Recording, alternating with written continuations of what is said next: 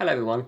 I've gone back to recording things on my phone again because my mic doesn't seem to be working, but I will hopefully get that fixed for the weekend because I'm planning on doing a big, first video in actual news, like stories that happened in the week.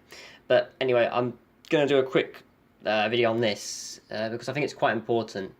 For those of you who aren't aware, I mean, throughout the whole of October and then afterwards the continuation of it, there was a big incident with Harvey Weinstein. And, basically there's been thousands of accusations that he's been taking advantage of women throughout Hollywood. And I don't actually know what the case details are, man. They haven't really put it forward, but, it's a big thing. And you started all sorts of things like the hashtag #MeToo campaign, which is basically meant to encourage people going forward if they're going to go into rape. But it's basically made the media more aware. And in the UK, we've even had incidents of MPs, and in the US as well, you've had incidents where it's even affected the elections with Roy Moore being accused of sexual assault. And there was a big incident with that, and some of the Republicans blame that on his loss. Like I said, that's not the same topic, but I'm just saying it's all over the media at the moment. And in the UK, we've got, just recently, from the top stories on the BBC News, is we've got Ed Westwick, and he's been removed from BBC's Agatha Christie's drama Ordeal by Innocence. Now, I have no idea who this actor is, and I don't care, if I'm honest. But, what I think it's important is at the moment, it seems these campaigns seem to bring up an important message, because in all crimes, basically, trials tend to be, you tend to be proven innocent until guilty. That's the case. But with a rape and all these incidents recently, it seems that, it's bringing up quite a lot of mobs. And there are reasons for that as well. And that's what I thought this video today would be, is to not just focus on this case here, but also, bring up, what is more important is, or should we start making it the case that people are proven innocent until guilty, or now in rape cases we should make them, they should be, seen as guilty so more people can go forward. Now, I know people might have strong opinions on either of those things, but I thought I'd make a bit of a balanced case. So if we look at the rape statistics, this is just for England and Wales, but it comes, when it actually goes to trial, only 5.7% of those who report rape cases end up actually being convicted. And it's estimated that approximately 85,000 women and 12,000 men are raped in England and Wales alone every year.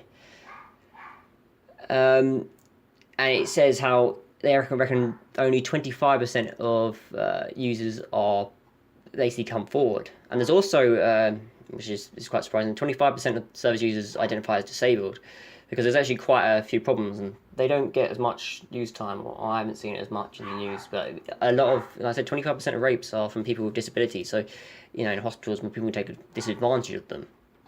And, it's a lot harder for someone with disabilities to come forward. But the point is, what should we do? What I want to do is I'm going to put some cases forward, first off, I'm going to do why we should start being more aggressive, and perhaps people should be proven guilty in these cases before they're guilty, before being proven innocent, I mean. Okay, so the main case that people put forward for guilty until proven innocent when it comes to rape claims is this. Now, if you were to do that, you could technically remove people's anonymity when it comes to trials and stuff. And this can help for a number of reasons. Now, if we go back to the UK quite a few years ago, we had the Jimmy Savile incident. And what that was he was a famous presenter, for those of you who aren't aware, and he was basically a paedophile. And there was thousands of people went forward after his death. And, there was a massive paedophile ring found within the BBC, and there was it was reported for a very long time, because it was a very big case. But the reason these people didn't go forward until his death was because they were terrified. This was a person who had a lot of power. Jimmy Savile was well loved, And people aren't going to go forward because this guy, he can just destroy you. He can get his... if you look at Mr. Burns in The Simpsons, where he has, yes, well, I have a team of 10 lawyers. Mr. Burns, we've got witnesses, precedent, and a paper trail a mile long. Yes, well, I have 10 high-priced lawyers.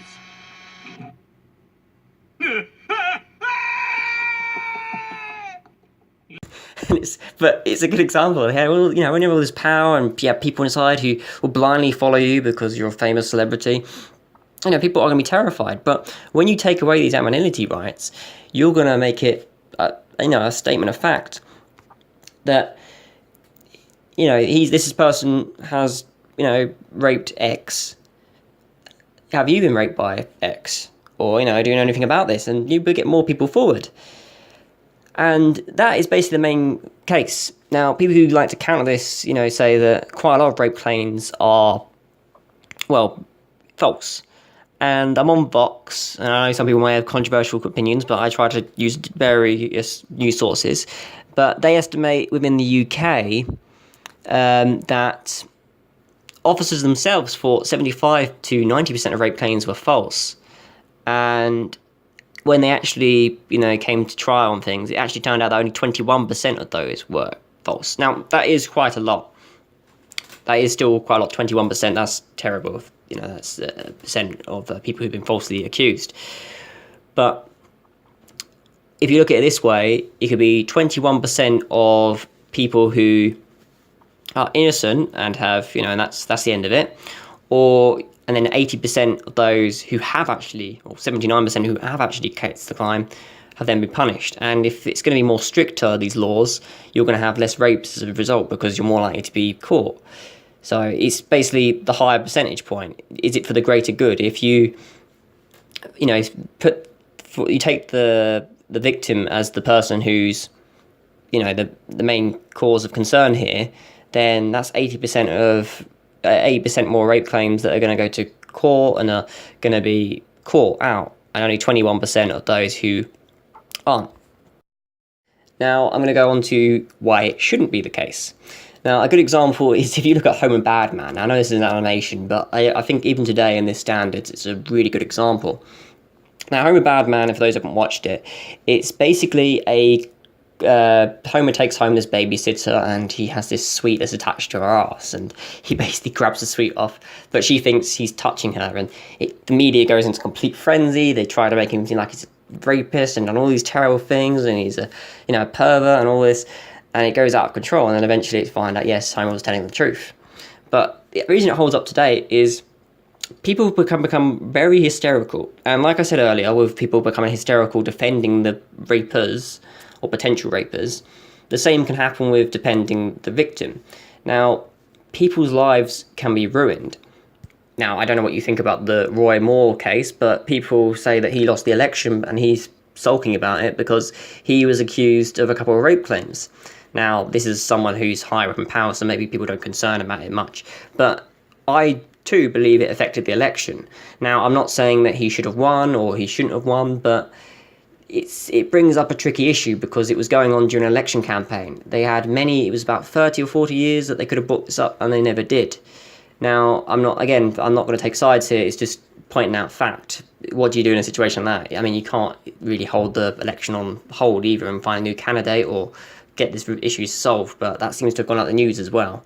So it's an interesting look at it from the media taking the victim's perspective and not hearing out Roy Moore's excuse, and that could have cost him in the election. Now, if we're going to look at a more famous case, we've got Emma Solotsky, and I hope I'm not mispronouncing that, and she basically claimed that her boyfriend, what was his name, Paul Nugzer, basically, who was a German citizen who was studying in the same university as her, had raped her. And eventually went to trial and all this, and there was no evidence for it. The guy he'd broken up with her previously, and she'd talked about it with her friends and things. I know some people will still take her side, but I just thought I'd use it as an example. But it turns out he was innocent. But the university kicked him off campus. He was basically, the whole campus took her side. Now, what happened there was he was branded a rapist. People thing. His life was basically ruined because of it, and it's all ended now. I think he's actually doing all right, but I don't think he's no longer in the US anymore. But there's an example. It destroys lives, and so it's real difficult here. Who do you take side? If you take the rapist side, it could be a potential rapist, and it's terrible. But at the same time, you can ruin people's lives. It's sort of, I think the best way to look at it, if you want to make your mind up on this case, is to look at it from this.